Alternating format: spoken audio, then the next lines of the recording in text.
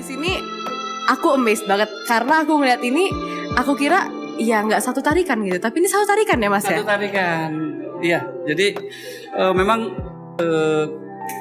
karya saya ini satu garis tanpa putus, tanpa mengangkat pena. Jadi memang betul-betul menerus dari satu titik sampai akhirnya tanda tangan.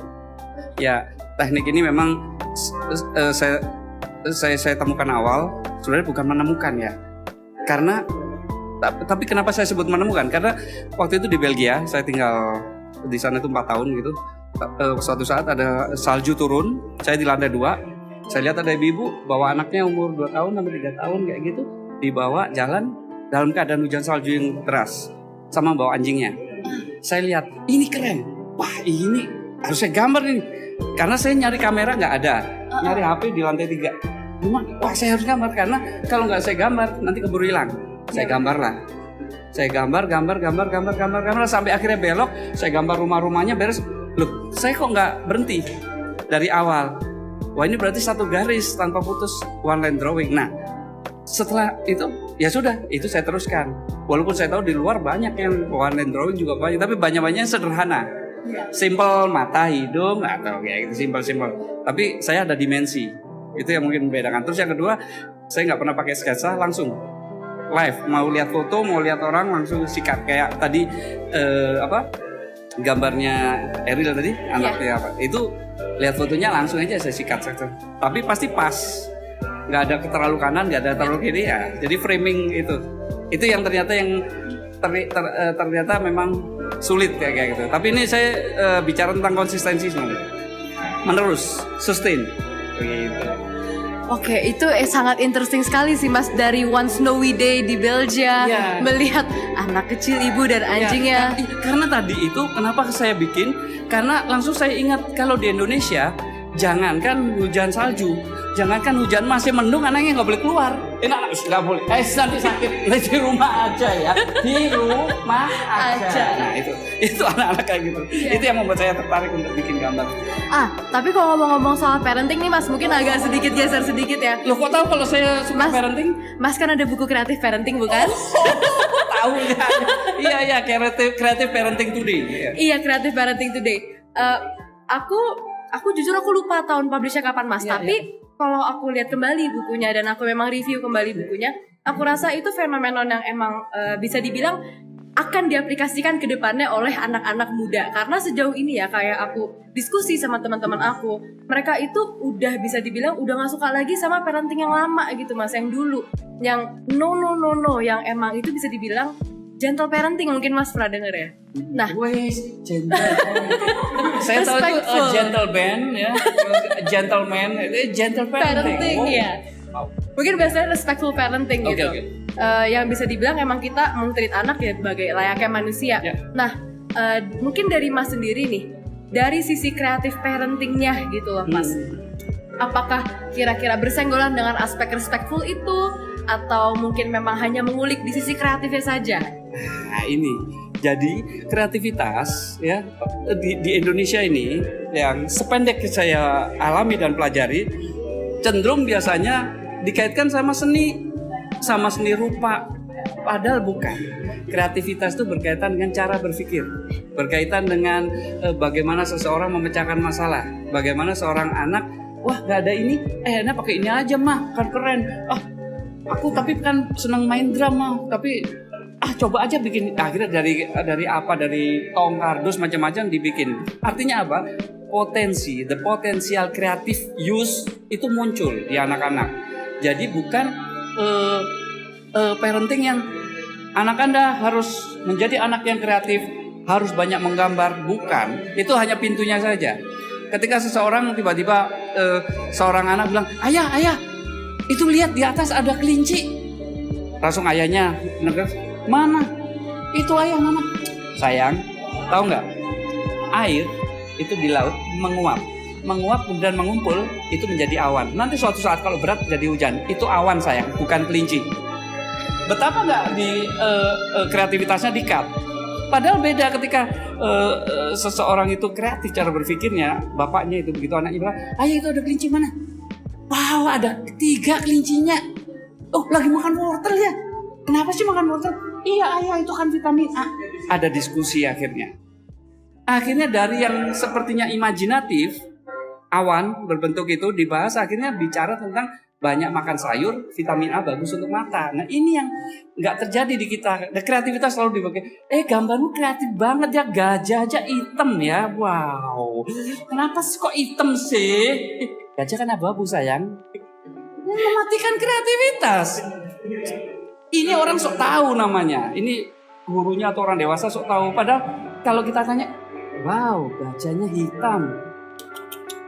Ini kenapa ya? Nah, ketika ditanya kenapa, dia akan bilang, Mama nggak tahu ya. Ini gajahnya digambar waktu malam hari. Iya kan? Bener. Logikanya kenapa kita sok tahu? Gajah taunya abu-abu aja. Apel taunya yang hijau, padahal ada yang merah, ada yang apel ana yang gabungan kuning merah, ada yang kuning, ada yang itu. Jadi kreatif parenting di sini mencoba membuat memicu dan memacu orang tua untuk juga ikut berpikir kreatif, mengikuti perkembangan anaknya. Jadi bukan seperti kata Pablo Picasso. Pablo Picasso itu mengatakan begini, ketika seseorang merasa dirinya palu, semua dianggap paku. Iya. Jadi kita seorang dewasa atau guru, kita ke anak-anak itu bukan menyatakan bahwa dia murid. Kalau kita sebagai orang dewasa bilang itu murid, pasti merasa dirinya guru.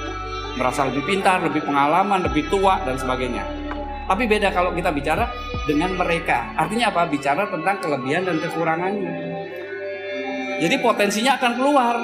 Kalau kita mau mendengarkan omongan dia, kenapa sih ngomong bla bla bla bla bla. Tapi kalau enggak. Sekarang diam, sikap yang rapi. Yang paling rapi boleh pulang. Bayangin kita dari TK disuruh begitu kan? Iya benar. Ya akhirnya nggak keluar potensi-potensi itu. Jadi saya kadang-kadang ngurusin anak usia 3 tahun 4 tahun itu kira-kira berapa orang kira-kira kalau misalnya lagi ngajak main kira-kira berapa orang? Berapa puluh gitu? 30-an? 30-an. Itu saya 300-an. Wow. Dan bisa diam. Wow. Bisa mendengarkan. 300 ya, Mas. Ya, jadi persoalannya ternyata bukan jumlah, tapi saya bisa masuk nggak ke hati dia dan otak dia. Itu makanya kebetulan saya punya TK dan saya slogannya not only teach but also touch. Aing teh gelo pisan. Kacau. Tapi aku rasa ini emang interesting banget sih Mas, karena I think itu yang emang aku rasa untuk orang-orang yang seumuran aku dan mungkin bisa dibilang seumuran Mas itu yang aku rasa ini yang mereka perlu dengar, karena kan most of the times bisa dibilang yang kita orang bilang kita itu sekarang karena kita dulu gimana dibentuknya, tapi kan padahal bukan begitu. Kalau saja mungkin bisa di develop dengan lebih baik, bisa di treat dengan lebih baik, mungkin kedepannya kita juga bisa lebih baik. Betul.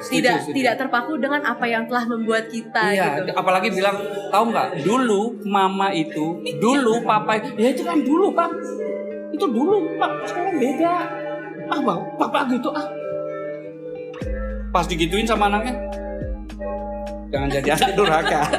Aduh, bener. Jadi sekarang dibutuhkan cara pandang yang berbeda.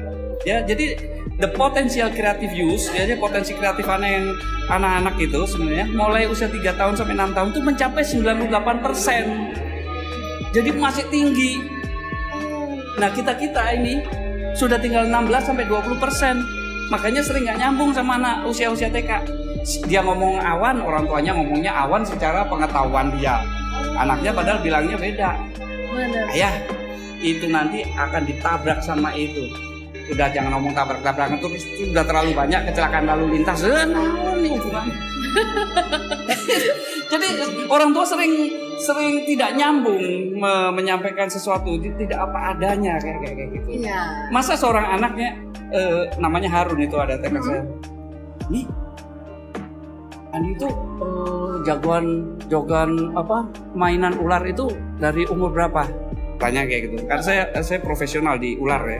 Yeah. Snake sculpture. Hand ini puppet juga kan? Oh, itu dongeng ya. Oke. Dongeng iya. Saya juga pendaki. Saya juga story illustrator, jadi dongeng pakai gambar. Keren. Jadi bukan dongeng terus menggambar, bukan. Jadi misal kuda ini langsung dan dia mengejar kuda-kuda ini. Jadi anak kayak lihat film. Wah, keren. Ternyata itu memang nggak mudah. Pasti mas, pasti. Saya aja kesulitan. Asik pasti. tapi itu. Nah Iya. seperti itu. Jadi anak dibawa, gerakannya dikembangkan, suaranya dikembangkan, gambarnya dikembangkan. Jadi itu inti untuk masuk di multiple intelligences yang lain. Jadi anak nggak suka matematika itu bukan nggak suka matematika, karena dia nggak ketemu dengan matematika versi dia. Iya, Matematikanya benar. versi orang lain. Setuju. Kayak gitu. Mungkin terakhir nih mas, Udah terakhir sebenarnya.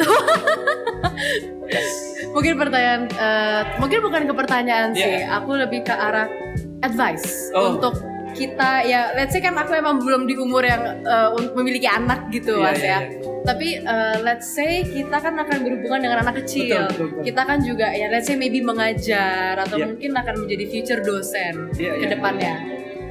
Saran mas itu apa untuk kita ini?